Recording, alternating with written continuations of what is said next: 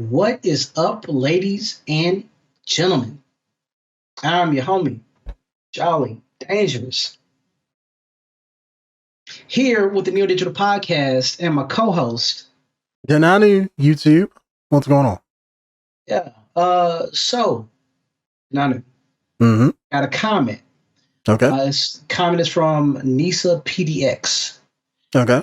She left a comment, or he, I don't know, left a comment saying that y'all should watch the trailer with the director's commentary over it. And this is for like the Mortal Kombat thing, by the way. Okay. It will give you a better sense of why Cole's there and the direction they're taking the movie in. It's really insightful. And they left a link, but unfortunately, YouTube is blocking all comments that have links in it. So the only way I'm actually seeing these links is via the notifications bar.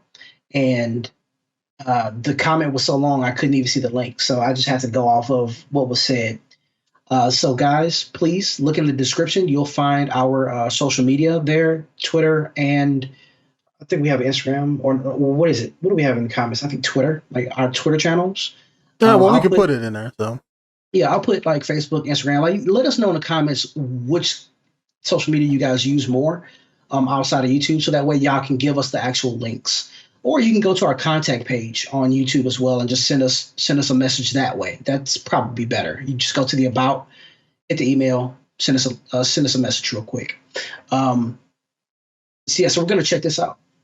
Okay. And also thank you Nisa PDX for providing us with this bit of info. Yep.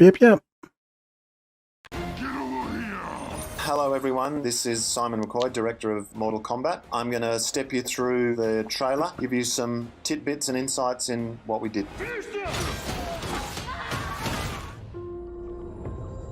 First learned about this 7 years ago. On a mission in Brazil to capture that was the best scene. One of the best scenes of the trailer. This was a very important shot to me. One of the things that you'll see in the film is that each of the characters get revealed and introduced into the story in a very specific way. So the way I brought these very revered and well-known characters into this was really important to me, and it was all about the respect of the characters and the material. So this shot here is about seeing Sub-Zero in a way that is sort of sudden and scary that's appropriate for his. He's the sort of villain version of Sub-Zero. He's the sort of classic sort of Bihan inspired version of Sub-Zero here. So this shot here and this scene is really about kind of experiencing him for the first time, as Jax does as well. Hearing a director say respect to the characters. So yeah. I love hearing that.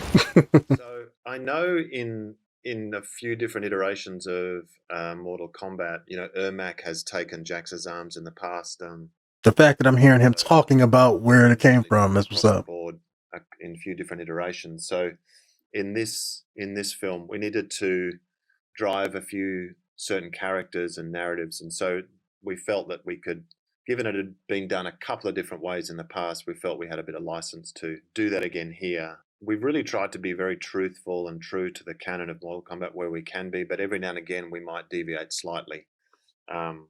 Where we felt that it was okay to do so, and kind of where there's been precedent, we tried to do that.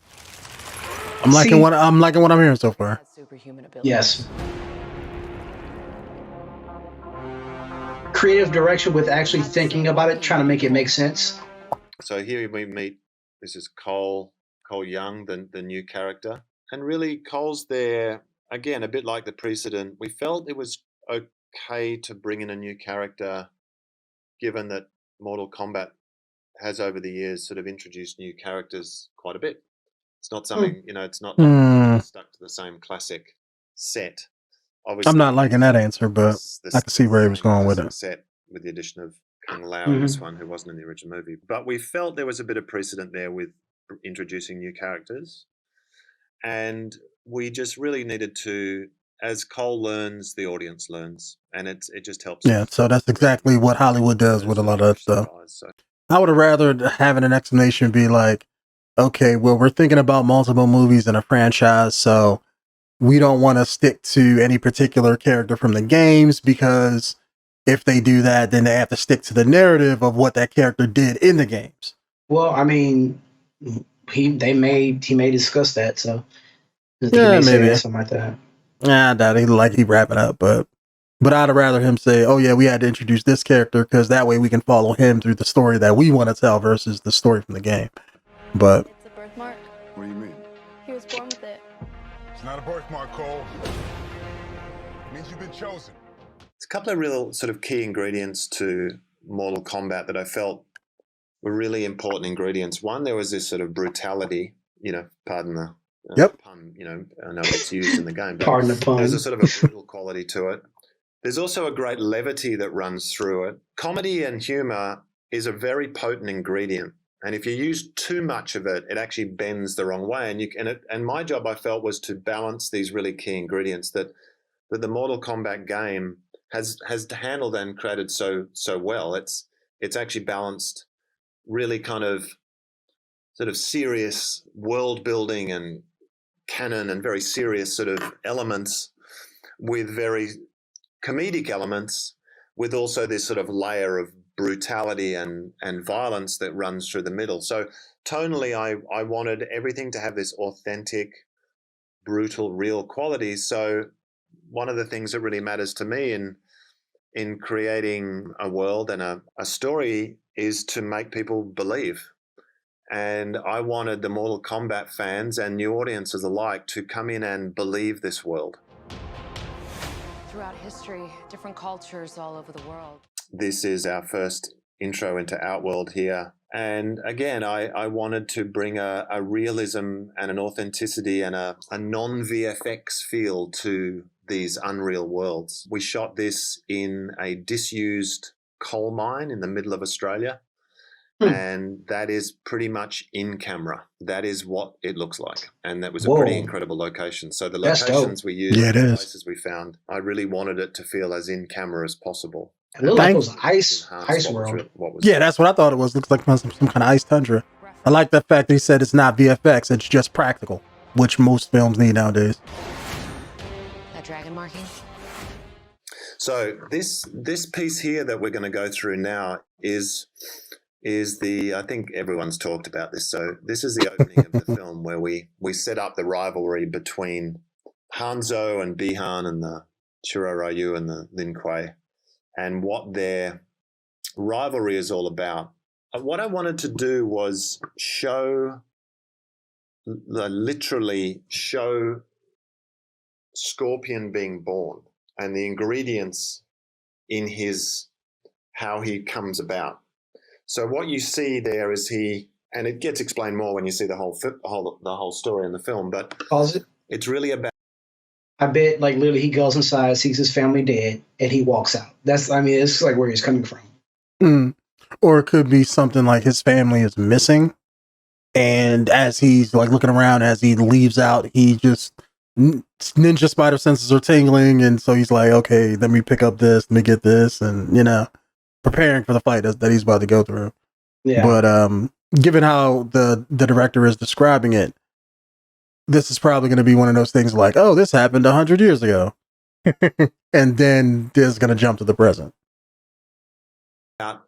Seeing his evolution on the screen and the ingredients, both emotional and physical, as to why he becomes Scorpion. And so that sort of is explained across the opening of our film. It's a pretty brutal, nasty fight that happens in the opening of the film, and it goes for a fair while. So I'm sure you'll enjoy that. I think it's an invitation. Nah, that's what it is. Fight for something new. They died in there. He comes out, probably gets murdered here somewhere by Bihan, and then becomes Scorpion. Mortal Kombat. He probably kills those guys. Bihan shows up, freezes them, or something. These are your champions. I'm Sonya. That's Kano.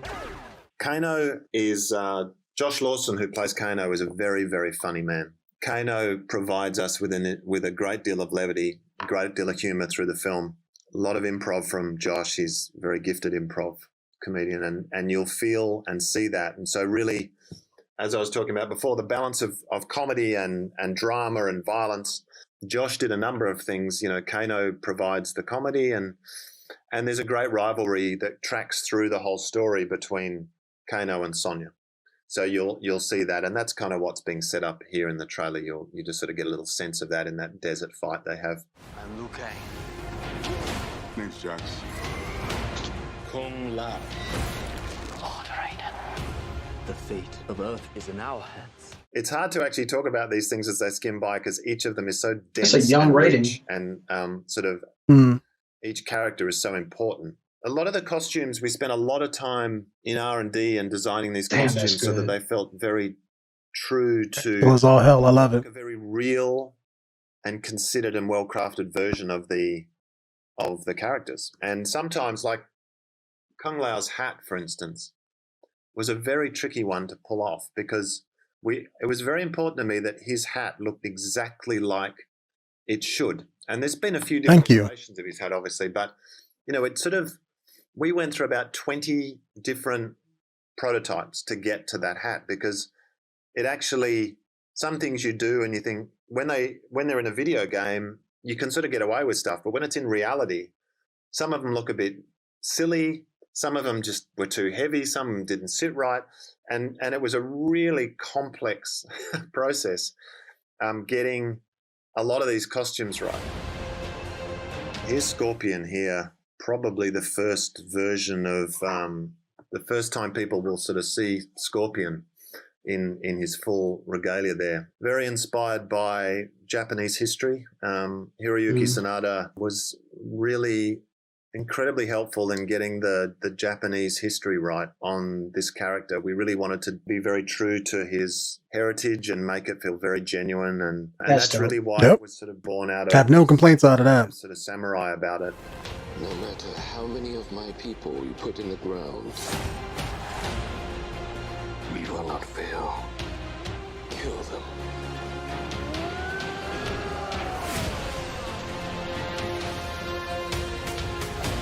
And there is our friend Goro.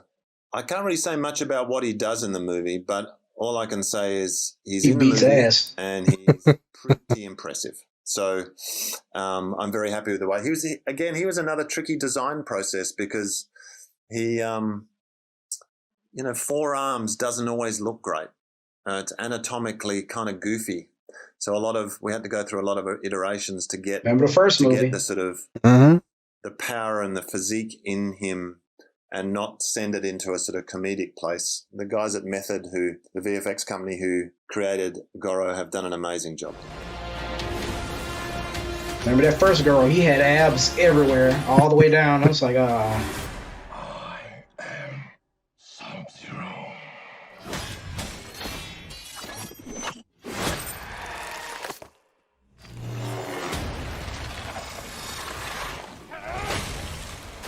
Joe Taslim did an amazing job. I mean, he represented Indonesia for judo. So the guy is he's an athlete and he shows it. And the presence he brought to that character was just extraordinary. Get over here. And obviously that's a fairly iconic shot there and an iconic bit of dialogue from Scorpion. And really it was, some of the things that are in the game, like Get Over Here, which obviously had to be in the movie, it was a real interesting balance between lines that in reality sort of seem a bit odd and might not make sense. And there was quite a big process in working out how to balance those ingredients together. And my feeling was as long as we've got an integrity and a respect for the characters, then I feel like when you do hear Get Over Here and you do hear these other things, not going to sound silly. Then you sort of feel like it's coming from an authentically realized place. it wasn't that bad in the first movie. And then it sort of sits okay within the tone. It's only bad because he didn't get hit.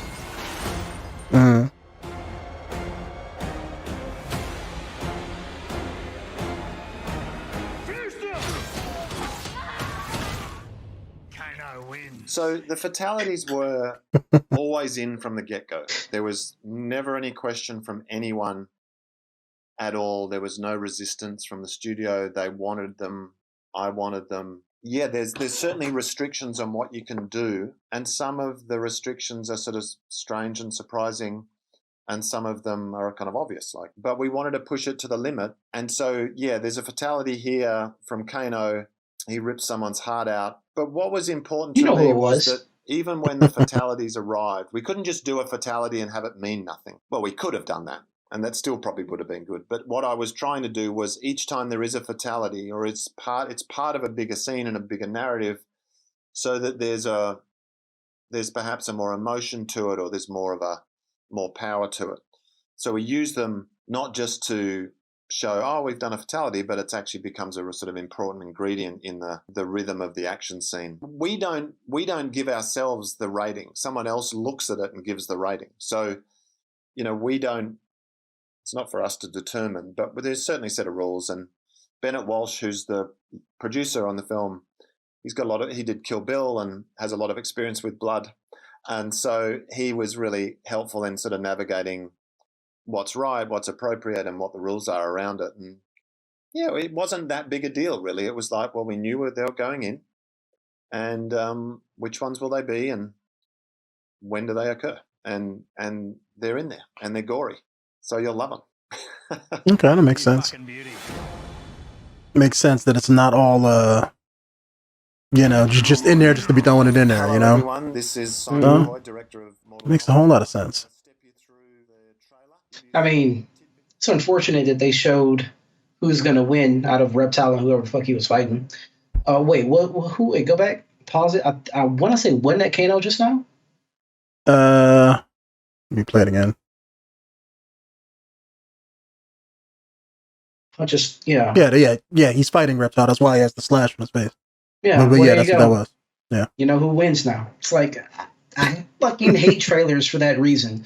Let me introduce a character because you see Reptile's legs coming down, and then he forms, and then let me show you this one joke. Yep, let me show you this one joke that's gonna land.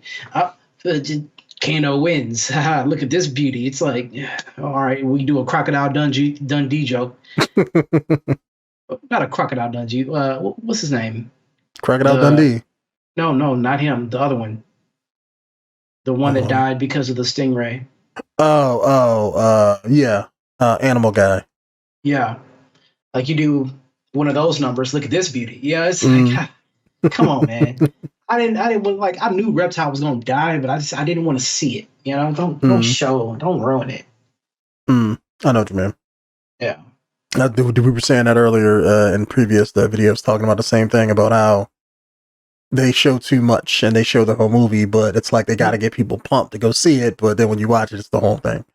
Yeah. So I think that because trailer companies, because there's a whole company that just does nothing but trailers, they don't get a set of rules. Be like, look, do not show these certain things, and they just put whatever together. They can throw whatever they want in there, and then they just do all this extra stuff to make it dope. And then when you go see the actual movie, it's not what the trailer lived up to be. It's because they weren't made by the same people. Yep, that's exactly what it is. Basically, just ruined the fight scene for me. So now you know how Kano gets his eye because he just scratched his head up, and then you know that Reptile dies. Cool, whatever. But how'd you like the explanations? Outside of the Cole one, I thought it was pretty good. I like the fact that they're actually having, the history and the games and stuff. He sounds like he went through the games and the source material, so he knows what he's talking about. Whereas a lot of directors probably don't even do that. They just get a summary of whatever it is and they just go by, whatever they want to do.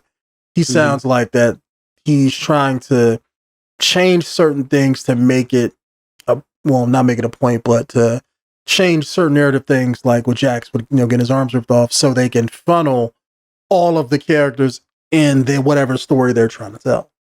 And I have no problem with that. It's like it doesn't have to be straight up. Like if you made it straight from the games, it would be an old school martial arts tournament movie, and you could do that. But like how the first one was. Yeah, exactly. So, but you can do that, but then you wouldn't be able to tell all the nuances and everything else that they want to tell and the story around it. It would have to only be the tournament for the most part. See, I feel like the first one, I think they did the whole tournament right, but they didn't do the nuance thing. They tried to, but then they cut out a lot of fight scenes, and it's like that's the whole point of Mortal Kombat. Balancing act, yeah. It's like the balancing act is like, how do you do both? I also feel like I liked the explanations, but not the Cole thing. I don't really like the explanation of that. It's like, well, they introduce new characters throughout the series, so we can introduce a new character here. It's not the same. Feels like a limp answer. Like that's a half. It's not the same. Yeah, just because they introduce new characters in the game, that still makes sense for the game, like a game aspect. Because it's a game, not a movie. Yeah, they fit it in the lore. But yeah, if you're trying to make your own lore here, it's just like it's still not. What do you call it? It's still not canon, you know? Yeah. Unless they put Cole in the game, it's not the same. Yeah. And to just say that you introduce a new character because the game introduces a new character, that still, like, again, that still doesn't make a lot of sense, because a game can introduce a bunch of DLC characters, and that's still not canon to the game or canon to what about RoboCop, Terminator, Rambo, and Ninja Turtles, and all the rest of the ones that they introduce? Spawn, all that stuff. It's like, I'm sorry, that's not really a good answer for me. But if he were to say something like, look, we introduced Cole because we didn't believe that everyone out there that's not necessarily a fan of Mortal Kombat would understand where these characters come into play as far as like the history of Mortal Kombat. So as the audience learns, as Cole learns, the audience learns who these people are, what they do, and how Mortal Kombat as a whole fits into this universe. I would have loved that answer than just that answer he gave. This new character. Yeah, it's like, come on now. I'd rather them own up to it and be like, yeah, well, this is the story. Well, not just this is the story we want to tell, but this is the reason why we have to have an audience character in this movie. And then I'd be like, okay, is what it is. Like you said, it's not the game, it's not canon, it's just a movie about it. Yeah. So you can change stuff. I'm not saying you can't. Like, they changed Scorpion's outfit. I'm sure there's probably one person out there who'd be like, that's not the original costume. But like, original costume is kind of lame though compared to exactly. You have to. It's the same thing like when Marvel does stuff. You can't rip comic book accurate stuff all the time. You have to tweak it a little bit. So, if anything, I'm upset that Reptile didn't get his own costume. It's just a fucking lizard. It's just a lizard standing there. I would have loved for him to rip the face mask off and just, like see this little tongue hanging out. It's like I would have loved that. Or let's say he has like a human form, and then at the end of the movie, when he has the fight scene with Kano, he transforms into the big lizard or something. Yeah, that would have been better. But mystical lizard with transforming properties. You don't have to explain it. He's from Outworld, alien planet or alien dimension. You don't got, they work on different rules. There you go. I'm just saying. I know it wouldn't fit, but I would have still liked to see that because we've seen Naked Lizard twice. That happened in this and in Mortal Kombat 2, but he actually did have a form in Mortal Kombat 2 at one point. But then we also saw him as like very skinny lizard as well. It's just like he started out as an actual lizard creature, and then he fell on the dead body and then became a person. I thought that was a cool way to do it. But you can tell by the fact that they're having a big lizard here that he's just going to be. He's not going to speak. He's just going to be one of those characters that's just going to be in there hunting somebody or whatever, and they're going to have a fight and kill them all. Yeah, walking Godzilla creature. Yeah, it's not going to be any more than that. But damn good explanation. I will say this gives me even more hype for the movie. The fact that the director, he's thinking about the story of the games, the way things go, and how to the best tailor that into a movie, not just on how to tailor it into a movie, doing what they want. It's reasons behind what they do. Like they said with the guy talking about blood and the brutalities and stuff. That's cool because, like you said, if you just make it brutal all over the place, then yes, you're absolutely right. It cheapens it. It cheapens the kills. You want them to be an exclamation point to your sentence, essentially. Yeah. Not just in there just to be in there. Because if you had blood squibs and just blood everywhere for the sake of being blood, then it's going to be just a shitty gore fest movie instead of being something good. Yeah. So glad to hear. Everything else I'm hearing is 100% I'm on board with. Love it. Yeah, I always kind of make comparisons like this because to me it's true. You have a director that actually cares about the history and the product that he's working with, and then you have a director over here with Avatar: The Last Airbender who doesn't really know the context, doesn't really know the characters, and they just kind of spend 10 minutes watching like parts of episodes to get a gist of it. It's like, get somebody who actually cares about the source material.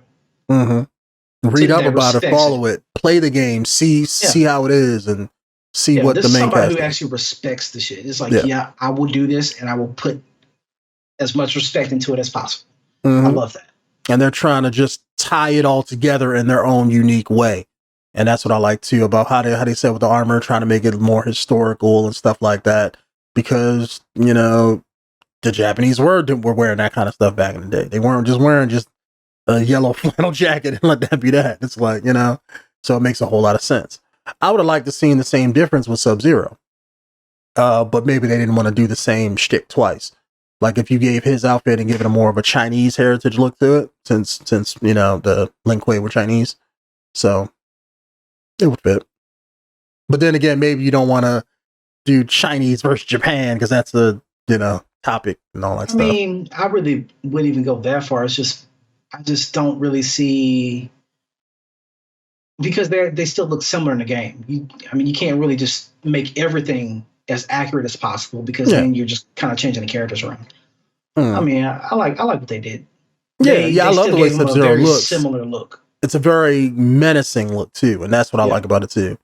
I like the fact, like everything about Sub-Zero I like in this movie, and I'm not even a Sub-Zero fan saying that. And everything about Scorpion I like. Say this: I'm surprised that, because Sub-Zero had those shoulder pads that kind of curved out, they look more like scorpion tails to me. So it's like, I'm kind of surprised that they actually didn't just kind of switch that one part, for both the characters, because maybe Scorpion's pads, he has those spikes. Yeah. They will probably look pretty dope as icicles, you know what I mean? Like for Sub-Zero. But anyway, historically accuracy is still dope. I really don't have any much to say about it. This is really cool find. I'm glad that we was able to watch this.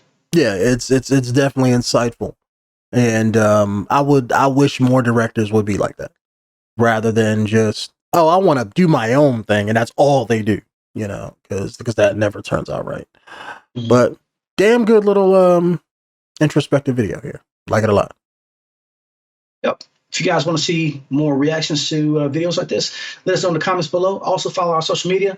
Real quick, if you made this far, just let us know what social media that you guys are usually in, whether that be Instagram or Twitter or whatever. You can still find that in the description box below if you want to contact us.